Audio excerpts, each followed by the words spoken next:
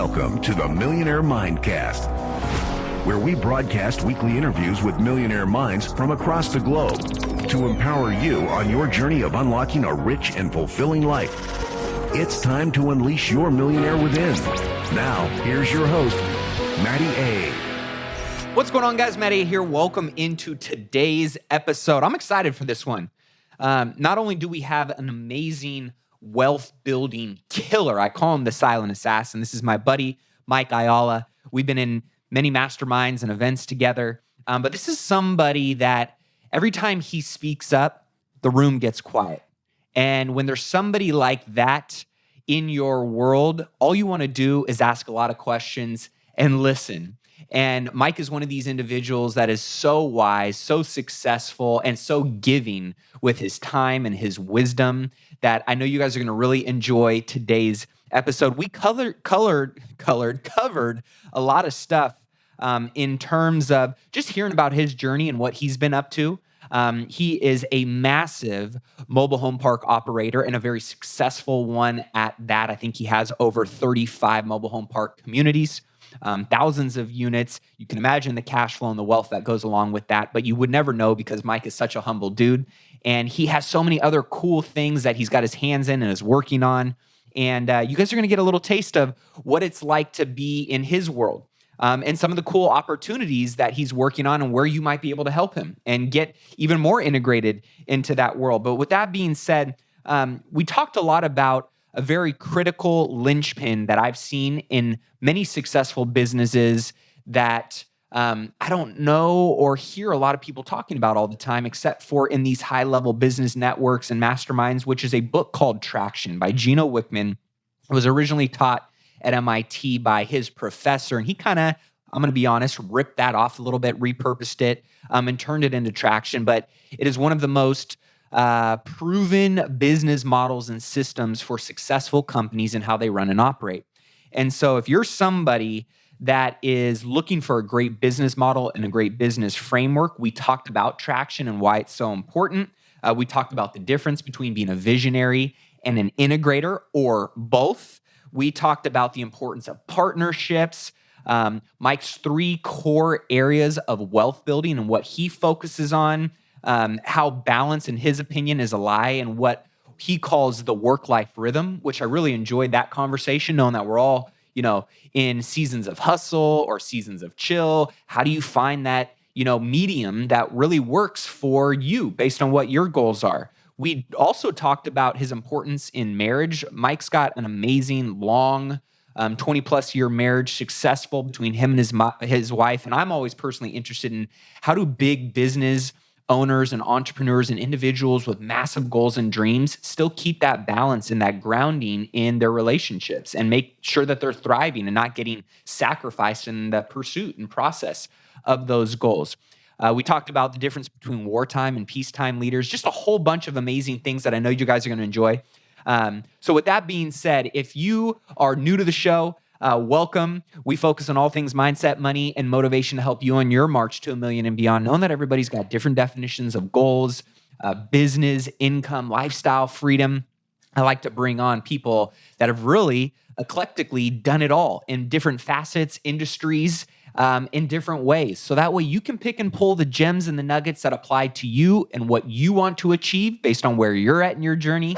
So if you get any wisdom or value from today's episode, all I ask is that you leave a review in iTunes, you share it with a friend, a family member, tag myself, Mike Ayala, also on social media. Let us know what you enjoyed. We always love connecting with you guys. So you can always text me at 844-447-1555.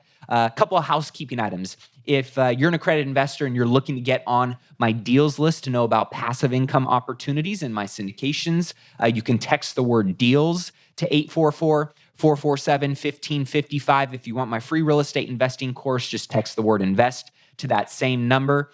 And if you want a free financial x-ray on your investment portfolio from my co-host Ryan Breedwell on our Wealth Building Wednesdays, just text the word x-ray to 844-447-1555. And if you're not taking advantage of life insurance and the infinite banking concept, I highly recommend going over to becomethebank.info to learn more about that. With that being said, I appreciate you guys. I love you guys. I want to commend you for the investment that you're taking and making in yourself every day by plugging in podcasts like this and other platforms. So with that being said, let's not waste any further ado. Let's dig into today's episode with my man, Mike Ayala, right after this quick message from today's show sponsor. Well, I'm excited to welcome into the show my brother, my GoBundance brother, Mr. Mike Ayala. How we doing, man? Man, I'm so excited to be here. Just happy to show up and hang out. It's gonna be great. Dude, we got to spend some good quality time while on 75 Hard in Steamboat. We were the two dudes in a bar drinking soda water and limes the whole night, right? Totally. Loved it. How did you finish your 75 Hard? I did. Yeah, I got it done, probably 2 weeks ago, maybe. Yeah. And were you happy with the results? Yeah, I probably should have worked out a little harder. But yeah, I was overall happy with everything. And I know we both kind of talked about taking it through kind of the remainder of the year, maybe no drinking for the remainder of the year. You still going to do that, or did you decide to shake it up a little bit? I've had some drinks, and it's interesting because my whole relationship with alcohol has completely changed, and the next day is just horrible. And it's funny, we just get used to this stuff in our life, and yeah, I'm just not digging it. Yeah, it was funny. So I'm on day 2 of 75 Hard again. I decided to start back over because after the event, I think I finished it 6 days after the event or something like that. And I got COVID on day 74. So I struggled through day 75, but I got it done. I was like, there's no way I'm starting back over. And I couldn't smell or taste. I still can't smell or taste. And 3 weeks later, and I had a couple drinks, and I just started eating everything. Couldn't even taste it. But for some reason in my brain, I just wanted to eat everything. So I gained 15 pounds in 2.5 weeks. Wow, that's intense. So I am, and not all bad. I've been still working out every day and still doing a lot of the routine. But what I realized was kind of some of the things that you said, these great rhythms and routines that were serving me really well, not just physically in my life, but more so like mental momentum and that discipline, just stacked day on top of day on top of day. I realized, it's time to reel it back in. But also a lot of the things that I thought I was really excited about in terms of food and or drinking and some of the other aspects that, I guess you look at as being a little bit more free and open. They really don't serve me anymore after seeing, the other side and what that discipline kind of brought out for me. So I was just curious if you were kind of using that momentum that you've built and carrying it over into other things in life right now. Yeah, it's interesting as you're talking through that. Like one thing that I talk about a lot when it comes to parenting, and I don't know why I see it this way, but I've always just said that, our job as parents is, I look at it like bowling, when you put the bumpers up for the little kids. Yeah. Our job is to keep them out of the gutter. And, shifting it back to what you're talking about, like I've just been thinking about that a lot lately too, like these boundaries. And by the way, I set the boundaries in my life, but, alcohol and eating. And like, I've realized that, so number one, what probably makes us really successful in life is also what could be detrimental to us. Uh-huh. And I don't do anything like half-assed, right? And so I just have to be really careful around drinking and food and all of that because, just back to the bumpers, I can easily get into the gutter on any of this stuff. Yeah, absolutely. And I know both of you and I, it's not like we have an alcohol or an eating issue, right? We like to go out and enjoy good food, socially, right? Have a glass of wine here or there.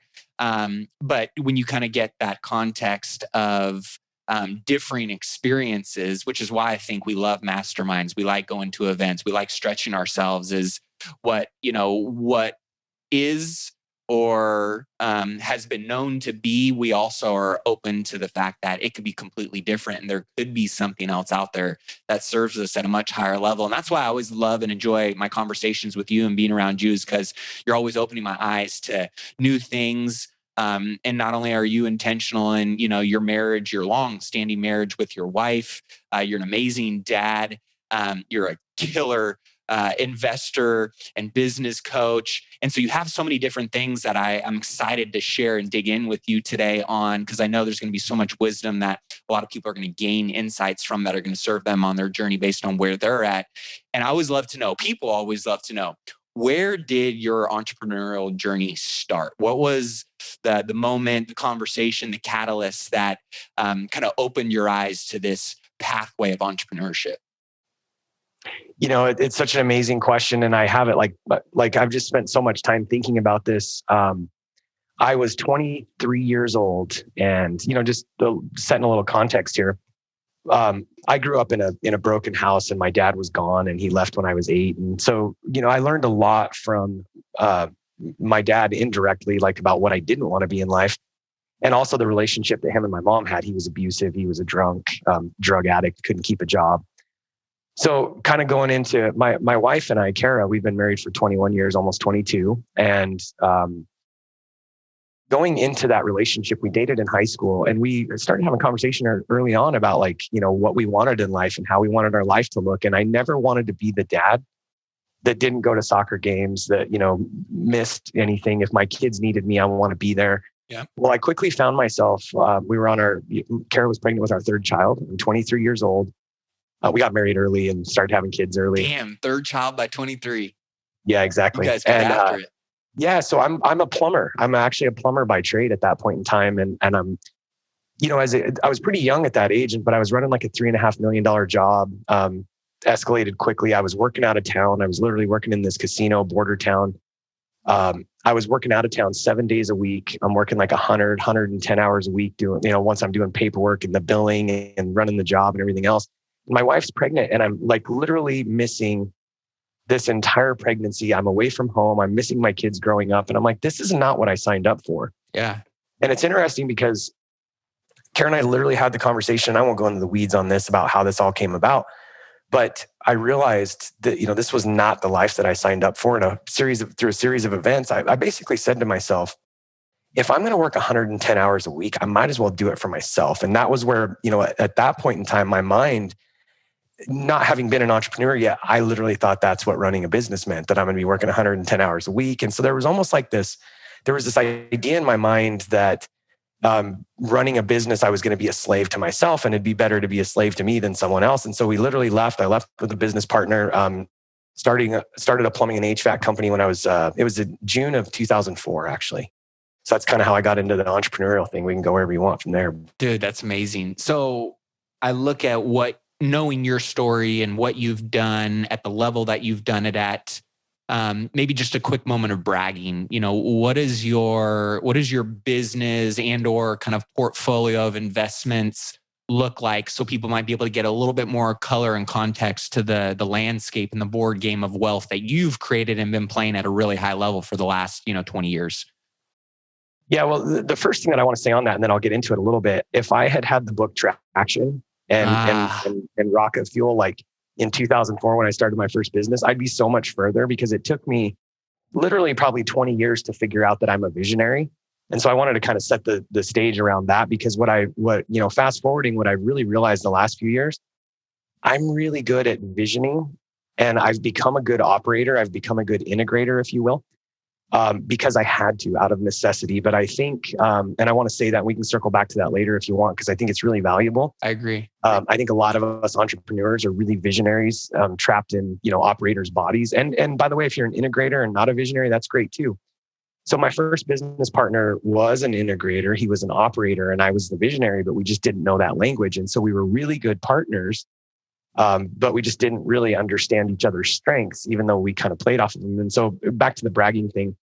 I built that business with my partner literally every single year starting in 2004. We were doubling revenue, doubling employees. We never had a year that was unprofitable. We went through some crap in 2007, 2008, which is probably another story, but never lost money. And that's not, by the way, because I was anything special. I was 24 years old. I'm a plumber. I didn't know how to run business. I didn't know anything about accounting. I just, at every step, I reached out to the best in the industry. I found the best consultants. I found the best accountants, and I paid them to teach me what I didn't know. And so, bragging a little bit, that company, we were on the Inc. Fastest Growing Companies in America list in 2009, quickly got to over 100 employees. Along the way, a really great accountant of mine, told me, "Hey, you guys are making a lot of money. Like, you might need to buy some tax deductions." I'm like, "What does that mean?" And we were obviously buying equipment and trucks and all that, but he's like, "You might want to think about real estate." So I kind of set that on a shelf. And then I was coaching with a company who, by the way, fast forwarding, they're a consultant on my HVAC fund. Nice. So I still work with them today. Talk about full circle. I love that. Yeah, totally. So I was working with them, and I'm in Profit Launch, which was this annual business planning. And they said to us, the whole first day of the 3-day business planning was around your personal goals. And the guy that was heading it up, he said, if your business isn't helping you achieve your personal goals, then you just own a job. And that like hit me right between the eyes. And the reason why I'm saying this, back to bragging on the thing, that set me, Karen and I set a goal of 2 income producing properties a year for 10 years, because what we realized was, still in my mind as a young entrepreneur, I saw myself as 65 years old, grinding in this business, no retirement plan. That's where my head was still at that point in time. And so Karen and I set this goal of 2 income producing properties a year for 10 years. And then what we thought was, again, where my mindset was, if I'm, 25 years old when this is going on, by the time I'm 35, I will have bought 20 houses, but with 30-year mortgages. So by the time I'm 65 years old, I'd have all these paid off. I'd be retiring from my business that I had built. And this is where it gets interesting. And I'll finish the brag, which was your question. So Karen and I came back from that planning. I bought literally 2 deals fell in my lap. So we bought 2 single families that first year. So we went from 0 to 2 doors. In year 2, a 72 space mobile home park deal fell in my lap. And I got this deal done, which was a pretty interesting experience. I got a 72 space deal done. And so what I quickly realized is I went from no doors to 74 doors essentially in 2 years. And my goal was 20. And by the end of year 2, I'm at 74 doors. And so then to finish the brag, we ended up with 45 single families, 5 mobile home parks, and 3 commercial buildings. I exited that business in 2014. And then I met my current business partner at Park Place Communities. And we have, through syndications with investors, we have 35 mobile home parks. We have a construction company, a property management company. And I basically, back to the visionary conversation, my partner and I are both kind of visionaries, and we've got a CEO that runs that company. And so that kind of brings you to current. I was going to say, man, you were tiptoeing your way into the badassery. And for those of you that don't know Mike, he's one of the most humble. Your humility, you carry it through everything, and you're one of the sharpest. And I'm just going to brag on you for a second. Wisest, most generous guys that I've met and been able to, learn to become a friend with and be in masterminds with. And so to go from being that kind of slave in your business and owning a job to really kind of understanding, how to play this game, right? Because there's levels to wealth building. There's levels to business. You don't just, put a chip in your brain and say, okay, I know how to run 100-person company, or I know how to invest like Warren Buffett, or I know how to motivate and lead people like, whoever that might be, Tony Robbins, right? But you're somebody that's always putting yourself in a position to learn and grow. And that's one of the questions I was going to ask you was, to that person that is looking to accelerate getting to where they want to go.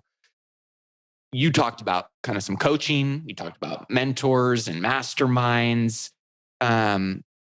What was it for you, if you were to kind of pick a catalyst that you felt was kind of the lead domino that knocked a ton of other dominoes behind it, that made all the difference at that stage of going, okay, I've got some kind of momentum and foundation built, but I really want to take it to the next level. What was that catalyst for you in your journey? So I think it's understanding what I'm not great at and leveraging other people in that skill set. It took me a long time to realize this, but I'm really, really good at understanding my weaknesses and surrounding myself. I have multiple personalities myself. Surrounding myself with people that complement me. And, one of my mentors always says, if 2 partners have the same strength, one of them's not needed. Well, that's a conversation around partnership. But at the same time, I think our ego gets in the way. And if you really just get down to, I think we want to spend a bunch of time, as entrepreneurs, especially when we're bootstrapping businesses, we don't have a lot of cash. We're trying to figure out, how to save money. I'm going to do everything myself. And that's the total wrong take on all of this. From the beginning, I've always recognized what I don't know. I like to be the dumb kid in the corner. One of my mentors always says, if you're the smartest guy in the room, you need to find a bigger room. And I think that's what's really served me well. I know what I'm good at. I know what I'm not good at. And I surround myself with amazing people that are better than me. I want to hire people that are better than me. I want to partner with people that are better than me. I'm an abundance thinker, and I'll kind of close that question up with this.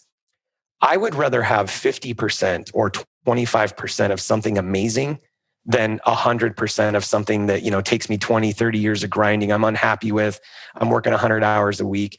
I would rather give up equity. I would rather give up money. I would rather give up my salary in order to do things that I don't want to do. I hate doing things that suck. That's the bottom line. If it sucks, if it's not fun, I'm not doing it. Yeah. And when do you felt like you earned that right or kind of gave yourself permission to do that, right? Because I see a lot of people struggle with kind of hoarding responsibilities, and then 20 or 30 years go by and, they're that solopreneur who really just owns a job for themselves, and they don't have, I guess they didn't fulfill the vision and kind of the legacy that they envisioned creating for themselves or through their company. So when can someone give themselves permission, or how do they earn permission to really maybe start finding leverage and bringing talent into their world, or looking at strategic partnerships? What does that framework look like in your mind? So I think there's one of several things that are obstacles probably in the way of someone who thinks that way. Number one, ego. If we truly believe that we can do everything better than everyone else, that's a real problem. And what usually happens is we're so busy, grinding. And I get it. I get it. This happens all the time. We're so busy doing the thing that we don't have time to stop and try to identify the right talent and then train them. What we do I see this over and over and over. We put all this time and energy and money into hiring the right person, and then we just let them go. Yeah. And then 3 months later, 6 months later, we're frustrated. They're not doing it the way we would do it. It just doesn't work because we don't spend the time nurturing and mentoring. And I think the big thing that people don't understand, we go out and hire coaches for ourselves, but we don't do that for our employees, or we don't become that for our employees, our number twos and our number threes and our number fives. Your number one job as an entrepreneur is to become a coach, to become a cheerleader to those people that you're surrounding yourself with. And what we tend to do is underpay and then undertrain and then expect all these results. And the reality is, if you don't train people and teach people the way you want things done, it's going to be a problem. Or the other approach that you can take too, and I just kind of want to say this, you can go out there and hire the best of the best, but you're going to pay for it. Mm-hmm. If you want to, you can't pay somebody 60 grand a year and expect them to do a $150,000 CEO job. So if you want the best of the best that you don't have to train, go find the best, recruit them, hire a recruiter, and spend accordingly. But people want to nickel and dime this stuff. And as real estate investors, this is interesting. As real estate investors, we have no problem looking at a single family house and saying, okay, I'm going to buy this house for 300 grand. I'm going to put $30,000 down. It's going to bring me a 10% return. I'll put $30,000 down all day long. And we calculate ROI, right? Cash on cash return, whatever it is. But when it comes to business and investing in people, we have a really hard time saying to ourselves, okay, I'm going to pay this person. People don't think about it this way, but this is how I break it down. If I've got somebody that has a $120,000 salary, which is $10,000 a month, we sit there and we say, well, I'm not, I got to pay somebody 120 grand. Like I barely make 120 grand. And how's my business going to afford that? And we go into all these cycles around, it's limiting beliefs really, but we don't want to invest in our business. And the way that I look at that, I'm not investing 120 grand in someone. It's $10,000 a month. And so how many months will it take them to get, it just in a simple format, like in 6 months, what are they going to be producing for me? Right. So in 6 months, as long as they're producing another 10,000 or 20,000 or 30,000, you didn't actually invest 120 grand in them. Within 6 months, they're breaking even. And then they're starting to give you a return on that investment. And so if you invested 60 grand over 6 months and now we're breaking even and now they're bringing, by the end of the year, you literally have 100% return on your capital if they're making you 10 grand a month. But we don't think about it that way when we're talking about investing in key talent and in humans and people resource, really, right? So yeah, it's that human capital. I had heard somebody say this the other day of the greatest investment you can make is, and it was interesting because you made a really good argument about it. It was like, it's not in yourself. When you're talking about in your business, particularly, yes, you are the best investment in terms of the context of life. But he was saying in your business, it's not investing in yourself, it's investing in your people. And whether that's you being that person or, right, like you said, bringing in other individuals into your organization, that's going to be your greatest return is going to be on your human capital. And it's always interesting to see where that's usually the place that we want to nickel and dime first, right? Versus I remember a conversation I was having with Osborne when we were hiking the trail in Machu Picchu. And he was kind of breaking down his kind of ideology and philosophy around people. And he's a talent magnet, always bringing individuals. And he goes, it shifted for me when I started to ask the question of not how little could I get talent for, but what if I paid someone, whatever that number was, to get exactly what it was that I wanted? Would that be worth the investment? And it was just kind of an interesting like psychology. What if you paid somebody, whether it's 50,000 or 100,000 or 500,000 to get exactly what it was that you needed in your organization? And as long as that is worth that investment, then you should pay it, right? But we get so stuck up in our own way and we start thinking about reasons why we shouldn't. And I'm curious, do you have kind of a framework in terms of like, hey, if this person, in 6 months is giving me a break even and I'm in the black, or hey, I'm getting a 2x return on, I'm paying them 10 and they're bringing in 20. Do you have kind of a framework or a philosophy around that? Or how do you measure your investments in return on human capital? So I wouldn't say that I have a specific framework because I think it's different at different levels. But the first framework, if I'm looking to hire someone in my organization, it's probably replacing something that's on my plate directly. And I think this is where it gets interesting because even that conversation of, if you can hire someone and get them up to speed within, like you said, 3 months or 6 months or whatever that is, that's one part of the conversation. But here's the better part. You're the linchpin in your organization. I think all the entrepreneurs that are listening, they're probably the linchpin. And so the bigger question that I have is, by freeing up 20 hours of my time or 10 hours of my time or whatever that number is, number one, I'm probably replacing something that I'm not great at anyway, because I always try to come back to like my 1, 2, 3, like core areas that I'm really strong in. Yep. And when I get outside of that, like I said, if it's not great, if it's not fun, I'm not doing it. So typically when I'm replacing someone, I'm freeing up time that I'm currently doing something that I need to expand to another level. And so to answer your question, the biggest metric for me is by freeing up 10 hours of my time or 20 hours or even 40 hours of my time, what return am I getting? So what am I going to be moving on? So here's an example. 2 years ago, I hired a guy that worked with me years ago in my first company. And then he went on and bought mobile home parks and insurance companies and all this stuff. And he's basically retired at 33 years old. Wow. So I called him up and I said, for a year, I tried to get him to come to work for me, Matt, because I've worked with him before, number one, but he's also a really good operator and he understands the business we're in. And finally, after like a year, he said yes. And we just had a conversation about this on my podcast. It was super interesting. He finally said yes. And he came on as the COO of our company. And then 12 months later, he took over as the CEO. So he's basically running all the operations. And so to answer the question, by him taking my place, I'm not even looking at, number one, I know he's going to do a better job than me because he's a true integrator and he's really good at it. But number two, by him freeing me up 30, 40 hours a week, I'm now going on to launch an HVAC fund and we're going to roll up 60 companies. And so you can't even put an ROI on what I'm paying him. Let's just say hypothetically that all in, he's making 150,000 plus some equity, right? That's not the actual number, but let's say that's what it is.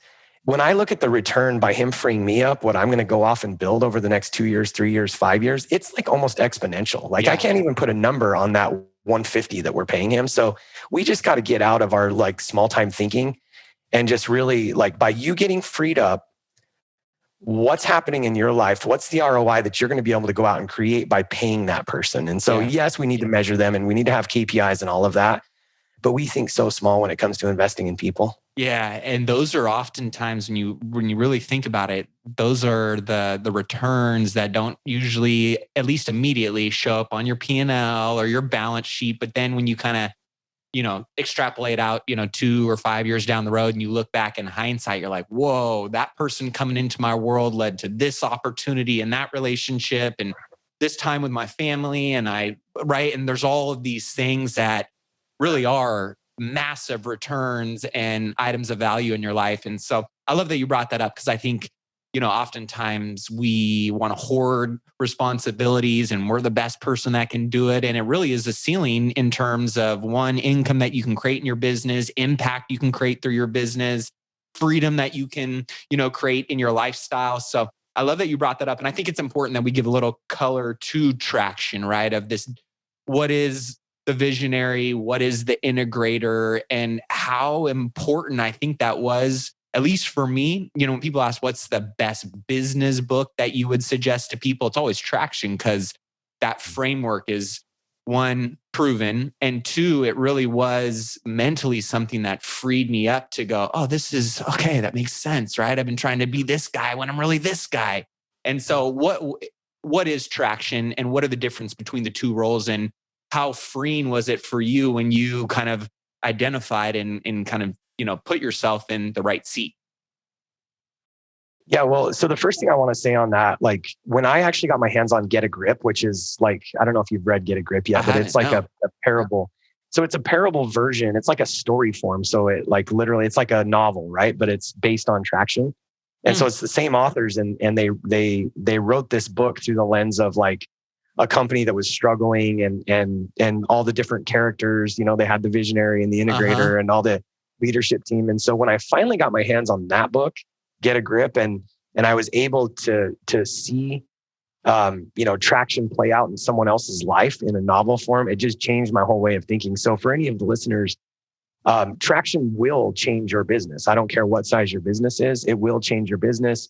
It will change the way you look at everything. But to sum up the question, when I understood for the first time that I was a visionary, and this actually happened twofold. I was coaching with Dan Sullivan from Strategic Coach. And they did a lot of stuff there on like the Colby Index. And it was funny because in a room of 75 entrepreneurs, like 96% of us were quick starts and had no follow through and all this other stuff, right? And so there was this trend there, and we beat ourselves up as entrepreneurs because like we're unorganized and we're just constantly on to the next thing. And we're, but that's a visionary. That's like a visionary tendency. Yeah. And we're the creators. I never thought of myself as like an artsy person, but I'm creative. And I never realized like creative doesn't mean that we have to paint pictures on actual paintings. Like we paint pictures in the business realm, right? We're visionaries. And so that's the best way for me to explain that. Like, what's the visionary? He or she is the person who comes up with the vision and creates the dream.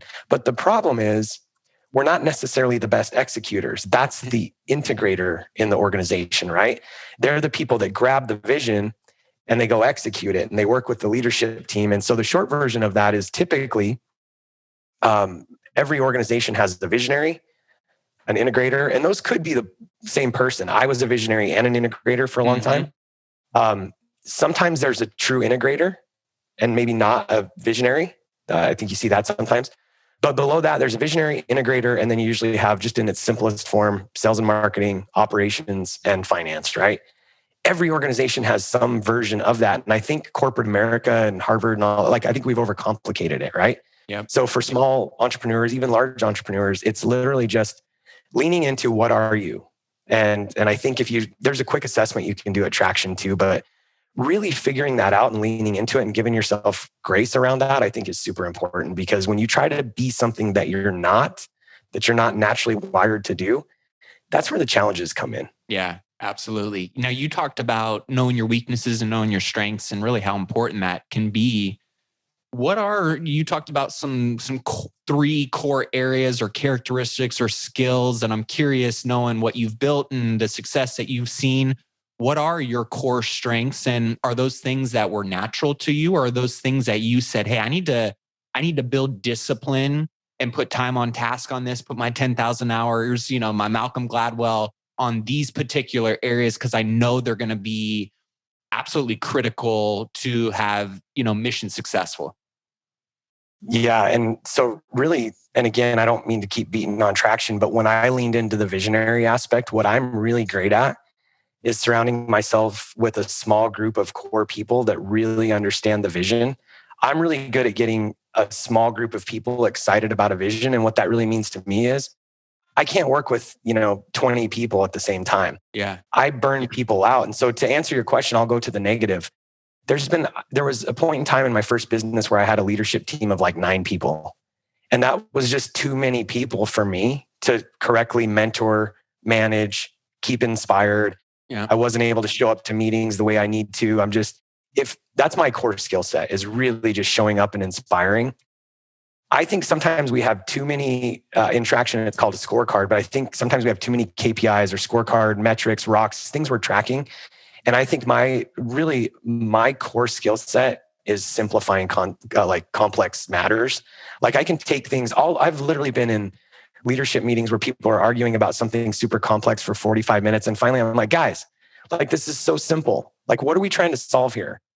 This problem. Okay, well then what the hell are we talking about? It's this problem. So my core skill set is taking like complex matters and just making them simple. And I need to do that with a small group of people as a visionary, leaning into that. That's just one thing that I've realized. And so I've had to realize I've tried to work around my weaknesses, and I just stopped doing that.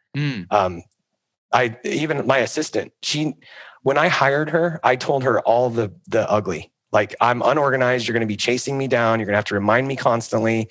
Like, I'm going to forget what you told me this morning. I just quit apologizing for being awesome, as Rock Thomas would say, right? Because Right. That's just who I am. Like, Yeah. I can't fix it. I love it. Thank God I'm not the only person who feels like that, right? Because I think when you hear some of these weaknesses that some of the most successful people have, you realize like, whoa, I got that too, and I got that too. And it just allows you to lean into your strengths and just be okay with the fact that you can delegate your weaknesses, right? And that it will free up you. And I remember Will Smith saying this in an interview, which I thought was so great. People were like, how have you been able to do so much? And how are you so great at so many things? And he's like, oh no, I'm only good at a few things. He's like, I just find world-class people in my areas of weakness, and I allow them to do it without really micromanaging and having them under my thumb all the time, because that would be like me trying to rob them of what they're world-class at and taking that right and opportunity away from them, when really that's what they do and why I brought them on. And it allows me the freedom to go and double down and triple down on these things, which I'm world-class at, right? And so I just thought that was a cool perspective. And I think a lot of people always wonder, like, to be a great real estate investor, do I have to be amazing at sales? Or to be a, great business owner, do I have to be great at this? And I'm curious, are there some key characteristics and skill sets that you think are necessary? Financial modeling, emotional intelligence, or are these things that, aren't necessarily required to be successful? Or are there some that you think, hey, you got to cultivate some of these things and build these types of muscles in life and or business to really thrive? So I think we have to have an understanding. So I'm not a super detailed financial person. Like, which is crazy for a guy that has 35 mobile home parks and all the different investments that you have, right? Yeah. And so and that's a great, segue into the solution. And again, who's on your team? Yeah. Like, when you identify what your weaknesses are, like, surround yourself. So we've got a fractional CFO that works with us probably 10 to 15 hours a week on average. I have a controller that's full-time. I have an accounting team. And my mandate to my controller has always been, speak to me in a language that I can understand. Because when you start talking all these like gap and I don't want to know. And could I go figure that out? Sure. Matt, I'm smart enough that if I wanted to get the book on accounting and go study it, I could learn all the terms. But guess what? That's not my highest and best use of time. I don't want to know it. I want to take that controller and I want to say to them, number one, for me, like, speak to me in a language that I can understand, interpret this for me. But when we take that further down the chain, my management team needs the same thing. Mm-hmm. Like, what we don't tend to understand is that, a guy that's really good at sales probably doesn't understand accounting either. And we're wasting our time if we're trying to get them to speak accounting language, because what they're really good at is sales. And so I think we have to have a general understanding of sales. I think we have to have a general understanding of finance. I think we have to have a general understanding of operations. And we're all going to come through different, segues based on where our experience is, maybe engineering, maybe operations, maybe finance. That's why you can see a CEO that really came through finance, that might be running an engineering company. You could also see an engineer that's the CEO that maybe came through a finance company. Mm-hmm. we don't have to put ourselves in a box, and we have to have a general understanding. But ultimately, at the end of the day, leaning into whatever you're those core strengths that Will Smith was talking about. Yeah. Then we surround ourselves with people that are good at what we're not. And so, yes, I think we have to be able to interpret. It's like going to Mexico. I have to know enough Spanish to get me out of trouble. Like, where's the bathroom, right? That kind of stuff. So I think as entrepreneurs, yes, we need to have a general understanding so we can speak to everyone. We're like the interpreter. But the reality is we don't have to be all things to all people. Just focus in on those few things that Will Smith was talking about. The other thing I want to say too, we have to be really careful that we're not expecting everyone in our organization to be experts at everything too. Like they're good at a few things. And so rather than, the old thing of like, even I hate performance reviews that focus on people's negatives. Like, what are the things you're really good at? And let's hone in, and then let's surround you with maybe potentially people that I've had this conversation with my CEO recently at Park Place. He's getting bogged down a little bit. And I'm like, well, let's get you an assistant. Like what can we do?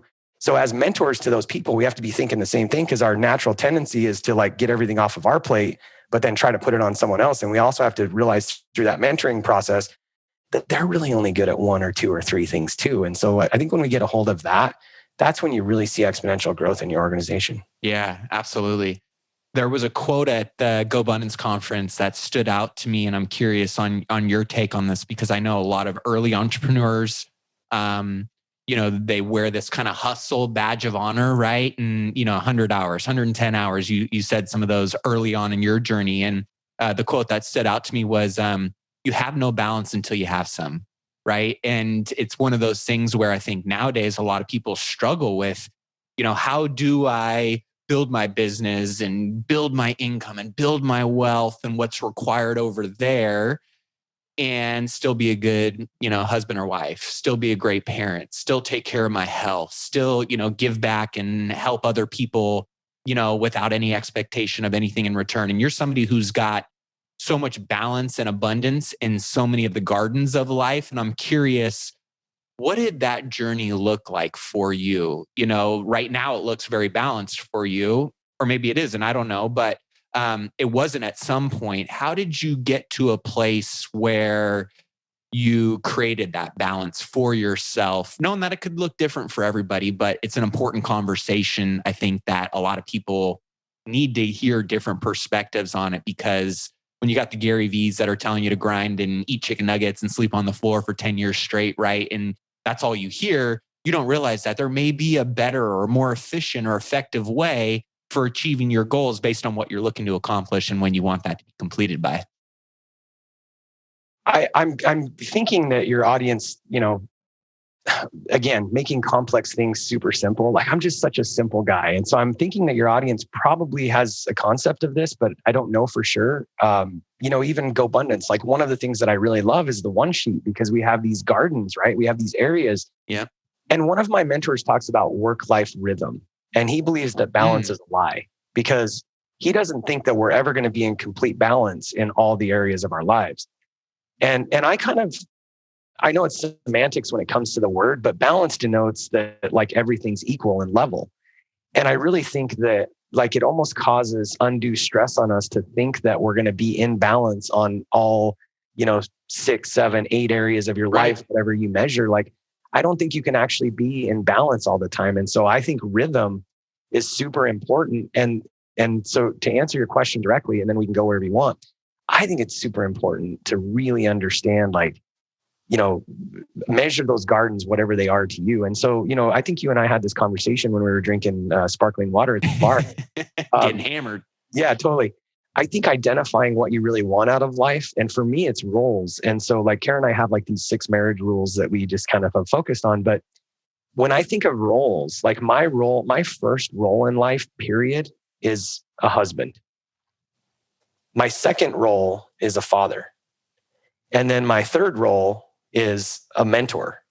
And so when I think of, some people would say a boss, some people would say an entrepreneur or whatever, I'm a mentor. I love it. Because in order for me to really help those people that I'm a boss to, in quotation marks, like I have to mentor them. I have to be a coach to them. And it's funny because, we'll show up and coach like young entrepreneurs. We'll show up and mentor people. We pay, people pay us to coach them. But the reality is like my third most important role in life is a mentor to those that I want to mentor. And some of those could be my clients, but also our employees, like our core employees. And so anyway, back to the question, I think the most important thing of finding that true rhythm is really identifying your most important roles and looking at those consistently, because you are going to get out of rhythm.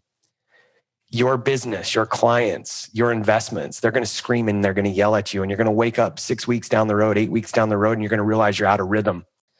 And every one of us gets pulled out of balance, and we have to just come back and reconnect, sink back in. And whether that's meditation, whether that's just looking at your goals every single day, whether that's being in a mastermind, whether that's your wife calling you out on your shit, which she's done. Yeah. And I'll throw this out there real quick as an example. In 2008, we had a bunch of stuff going south. I had a company go bankrupt on me. They owed us like $400,000.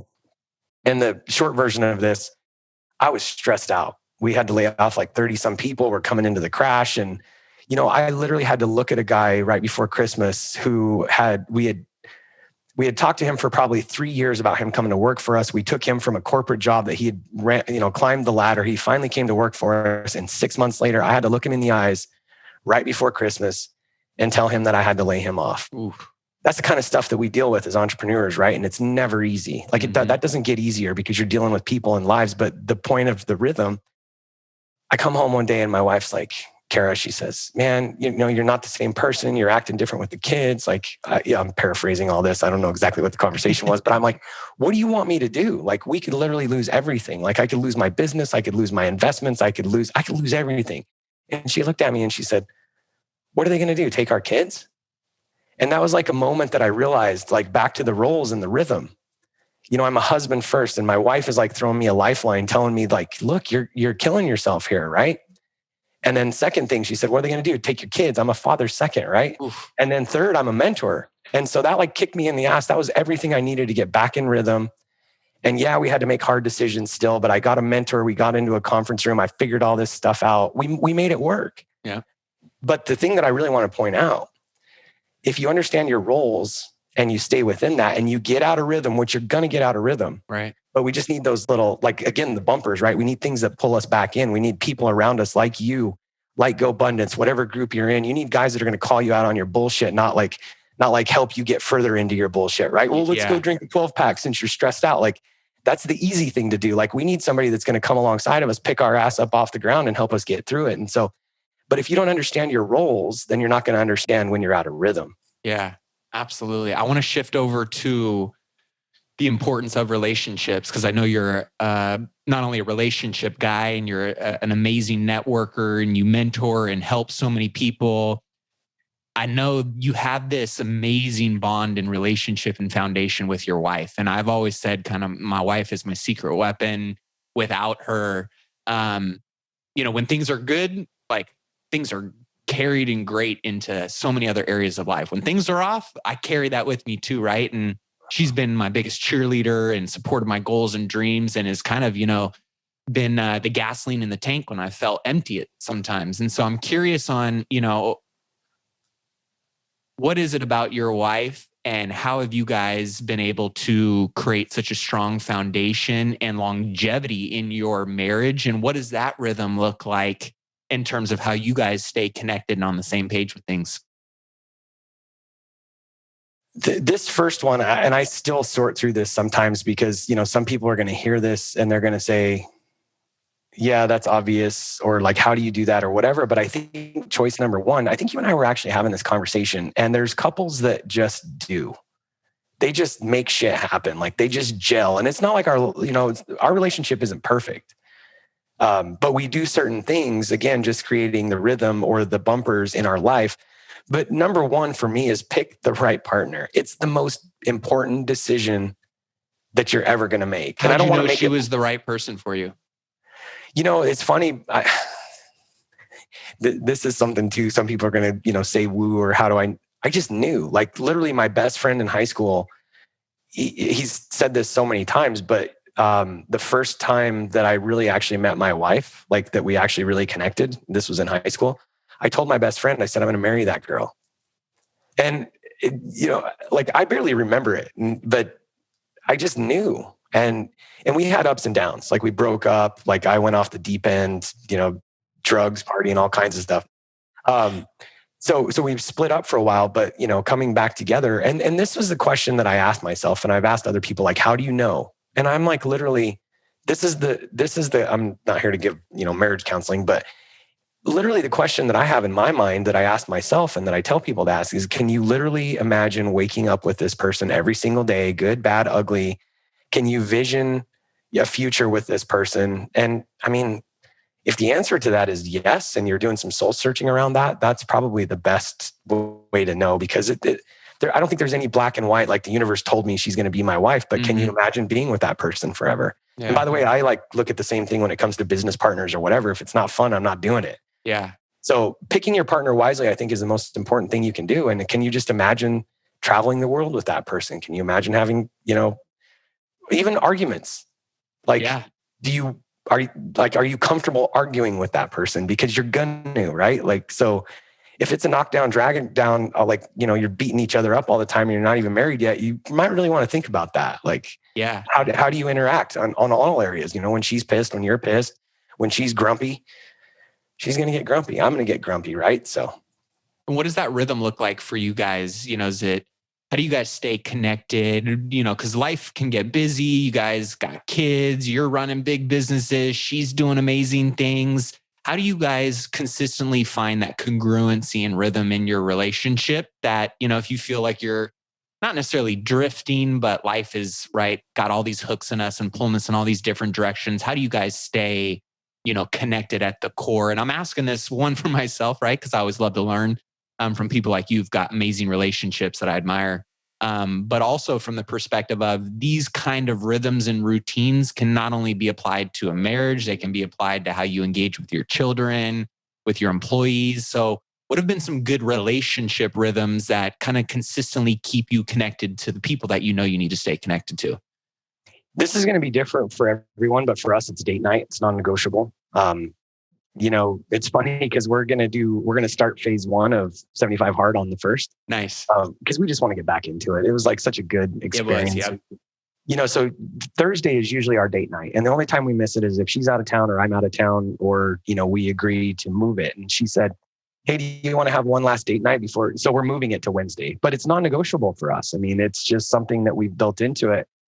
I'm surprised that, when we're trying to convince her to marry us, we sure do a lot more, work around courting and trying to show up a certain way, and date night. I love going on date night. It's one of my favorite things to do in the world.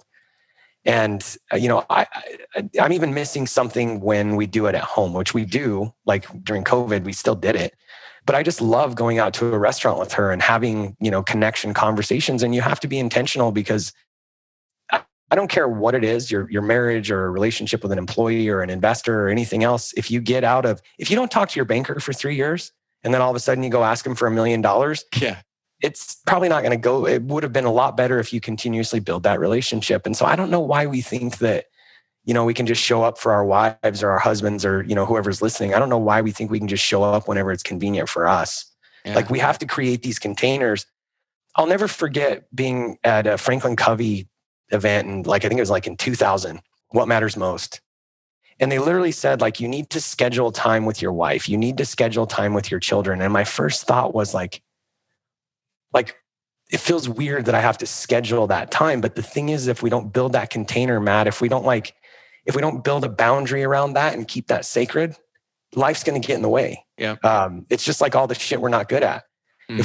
If we don't build a container around what we're really good at, then pretty soon all this little mediocre stuff is going to creep into our lives. And it's the same thing with relationships. So that would be my thing. Just set a container, whether it's date night. One of the things, Karen and I go on walks every day, walk and talk. Sometimes we're just silent. Sometimes, you don't have to make shit up. You don't have to have index cards. What are we going to talk about today? Just make a container, make that time sacred. And it's the same thing with your kids.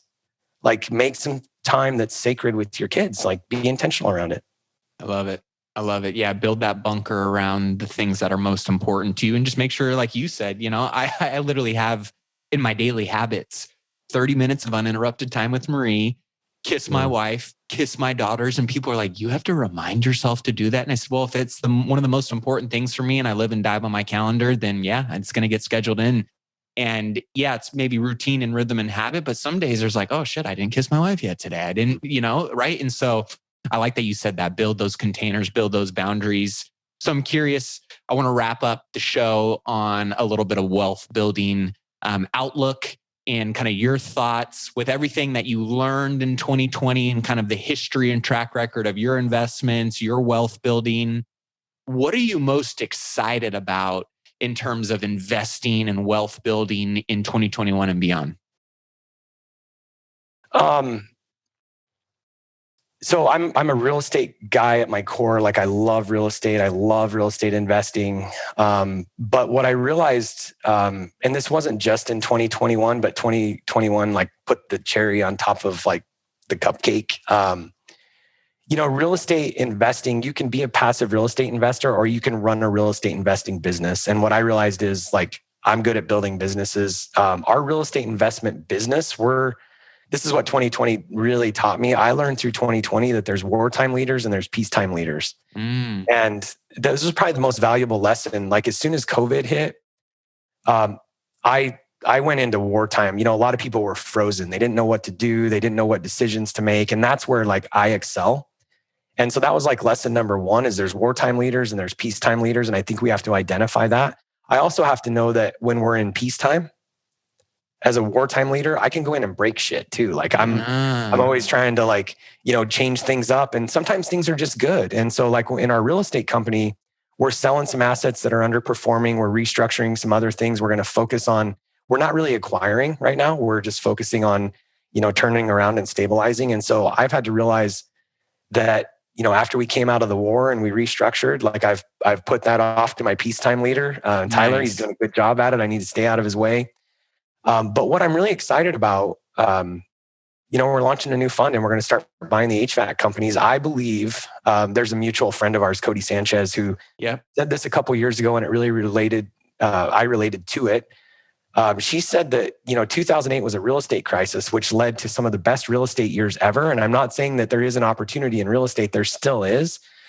But I think the real opportunity right now is in buying, partnering, aligning with distressed businesses, taking, maybe good entrepreneurs. Some of the conversation we had today, maybe they're integrators and they just need a visionary to get them to the next level. They might need capital. They might need mentorship, whatever. I think there's so much opportunity in investing in businesses.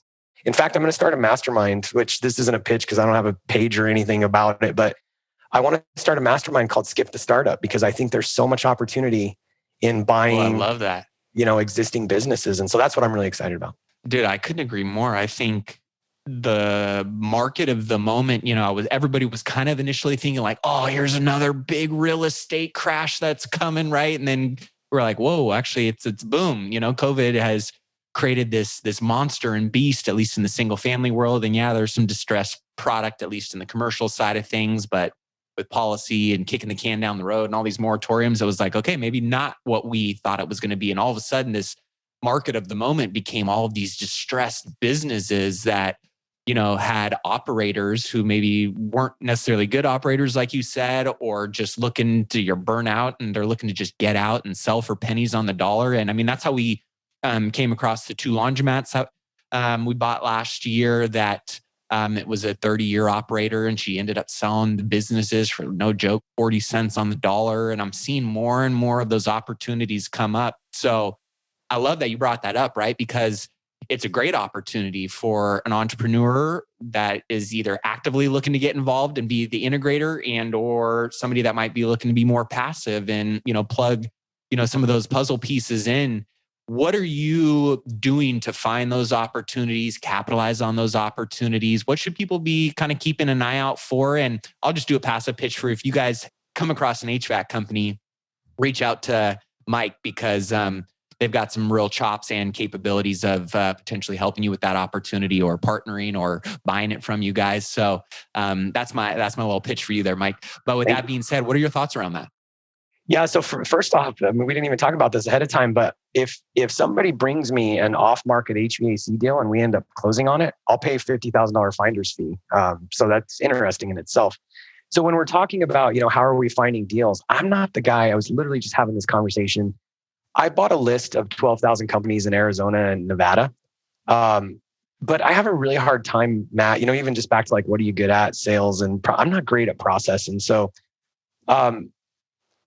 2 weeks ago, I told my wife, when we first got into real estate, I remember Robert Kiyosaki saying, you got to look at 100 deals to really analyze 10 to put 3 under contract to get 1 closed.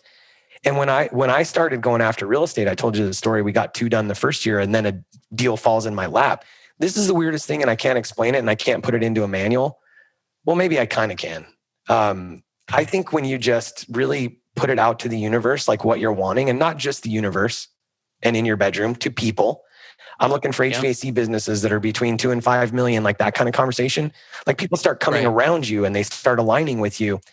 And so I was telling my wife 2 weeks ago, I'm like, I remember when we first got into real estate, like I wasn't cold calling, and I'm not saying you shouldn't cold call. It's just not my MO.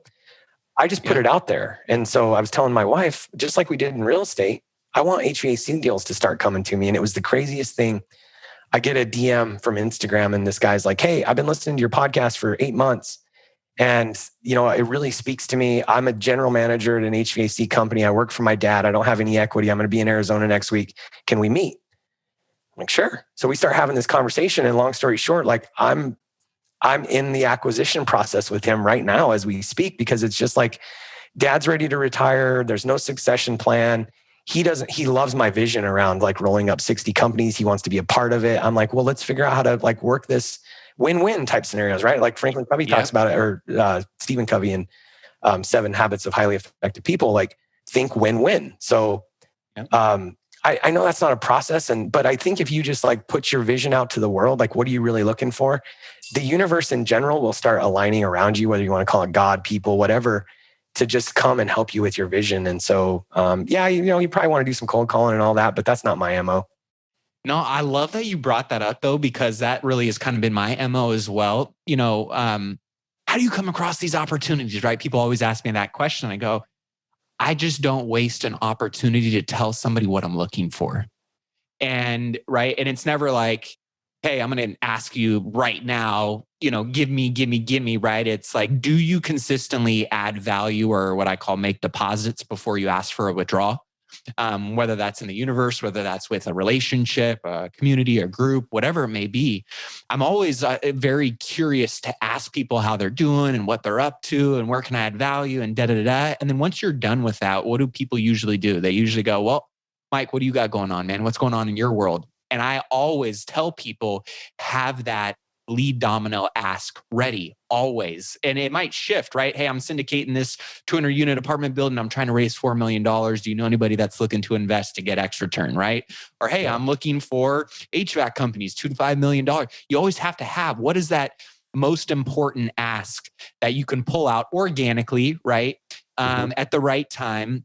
And you never know who's going to, especially in the world we live in now, right? Where it feels like everybody's connected in some way, shape, or form. Who's going to have that opportunity? Oh, you got to talk to my cousin, or my dad's looking to sell his, HVAC company, whatever it may be. So I always recommend that people have that ask ready, obviously when it's the right time and it feels, organic. But if you don't ask, you're not going to put people on notice, and they may not be able to help you when they want to, right? So I love that you brought that up, because, right, everybody's looking for, is it direct mail, and is it, cold calling? What is your silver bullet? And sometimes it's just having the space and the right conversation at the right time to be able to do that. So Mike, as always, brother, man, it's great hanging out with you, always chatting with you.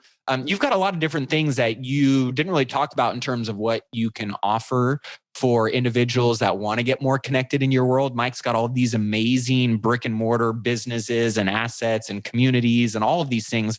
But you also have a really rocking online brand and content and products and offerings out there. So for those that want to connect with you, where's the best place for them to do that? And what can they connect with you on?